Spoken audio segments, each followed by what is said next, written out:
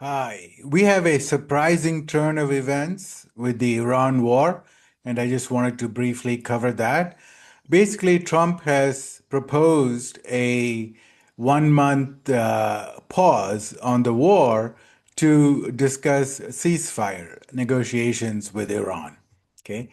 But this is not taco. This is not Trump always chickens out. There's actually a strategic and very clever plan behind this proposal.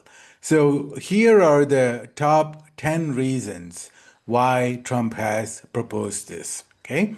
Number one is to save the global economy and to bring down the oil price. You know, the Strait of Hormuz has been closed for the last couple of weeks, and no oil and gas are flowing through.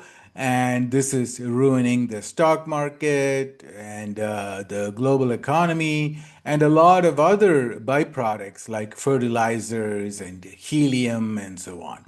So that's the number one reason, because if there's a pause in the war, then there are about 350 ships, cargo ships, stuck in the Persian Gulf, and they all can leave, and it will be good for the global economy.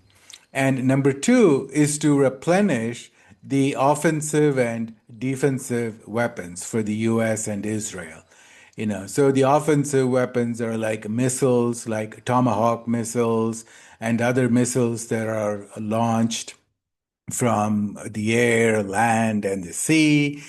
And then the defensive weapons will be like for THAAD and Patriot, the interceptors that are used to knock down the Iranian missiles. So if there is a month of pause, then the U.S. can ship those missiles and replenish the stock. Okay. Number three is maintenance and repair, right? All the jets, the ships, and various weapons need to be maintained, and some of them are damaged. They need to be repaired. You know, for example, the USS Gerald Ford had fire in the laundry. So the ship is this huge four, five, I don't know, like 14 billion or 4 billion, I forgot. So it's a very, very expensive ship, and that's not being used right now. It's in Greece trying to get the laundry fixed.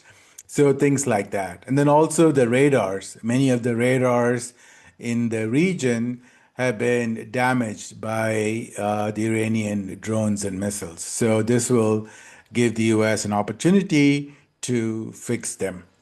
And the next is, of course, rest for the American soldiers, right? They've been basically sleepless for the last 24, 25 days, and they will get to catch up on their sleep and rest, and then they'll be ready. And then comes the big thing. This is the preparation for the ground invasion. Okay, so Trump would like to invade the Kharg Island, through which 90% of Iran's exports go by. And then there are also other islands near the Strait of Hormuz that the US must uh, take over in order to secure passage for all the ships. So the Kharg Island will bring down the Iranian economy, and the other islands will secure the passage of ships. So for that, the U.S. is sending thousands of paratroopers from the 82nd Airborne, and also thousands of other Marines from the Expeditionary Unit, which has the ability to land from the ship. You know, so they have the amphibious assault vessels and stuff. And also to take over Kharg Island, uh, the best way would be to use something like the helicopters and cargo planes, okay, and maybe even small boats that would be launched from Kuwait and Bahrain. So that needs some preparation.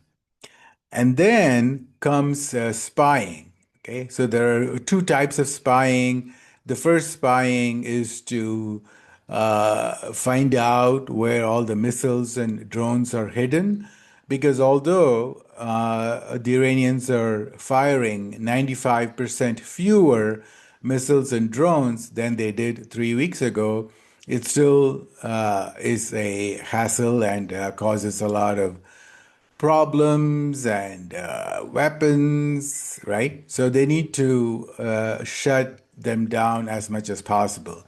So if there's a pause for a month, then the US can use its satellites and drones flying over Iran to search and figure out where the drones cities are, the missile cities are, where the launchers are hidden, and so on. Okay. And then the other type of spying is to figure out where the leaders are hiding. Where are the bunkers? So if the negotiations fail, then the US will be able to assassinate them. And then, this is very key, is to reach out to the moderates in Iran. Okay, so not everybody is crazy in Iran. There are some people who like to live. They're not big on martyrdom. They have, children in the US, UK, Canada, Australia, blah, blah. These people are moderates who don't really hate America, hate the West. So this month would give the U.S. an opportunity to put the feelers out and to see if they can find a Gorbachev of Iran, right? Who would either do a violent coup or preferably a soft coup and bring in a new generation of leaders and to change Iran into a friend of the West. Okay. And then also, the US wants to prepare for an uprising, right? A revolt by the people. They tried that in January. It failed miserably, right? 30,000, 40,000 Iranians were killed. And this time they would probably like to do it better, right? Maybe give weapons to these people, find a way to sneak in guns and grenades to selected people who know how to fight. And then at the right moment, the US will send them a message, and then these people will take over the institutions, like maybe the parliament. I don't know if the building is still there, but maybe the radio station, the TV station, the police station, the besieged centers, and so on. Okay, and the last is to see if the US can weaken the Iranian economy in the next month, right? I mean, already the value of real is down like 90% in the last 1 year or so. It's now 1.7 million reals. And if they can put a squeeze on the reals even more, then that could force a regime change or make them come back to the negotiation table. And they can also try to seize all the assets in the UAE. As we discussed in the previous video, the IRGC is very corrupt and they have squirreled away billions of dollars in foreign banks. And the number one place for this uh, the illegal activities and stashing is the UAE. So maybe this time the US will convince the UAE to seize all the assets, and the UAE will probably be very willing to do it now because it has been attacked so many times by Iran, right? It's like something like 1,800 drones and 350 missiles have been fired at the UAE by Iran.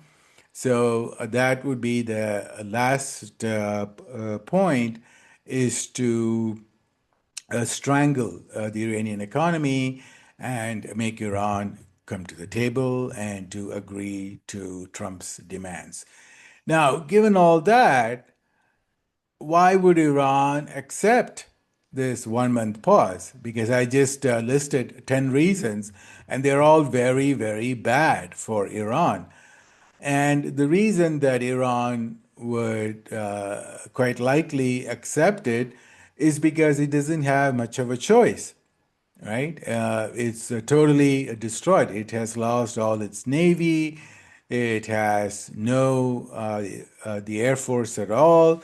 It has no defense systems, and it can fire only like 5% of the missiles that it could fire 3 weeks ago. The economy is bad, and all the leaders are constantly afraid of being assassinated by the US and Israel.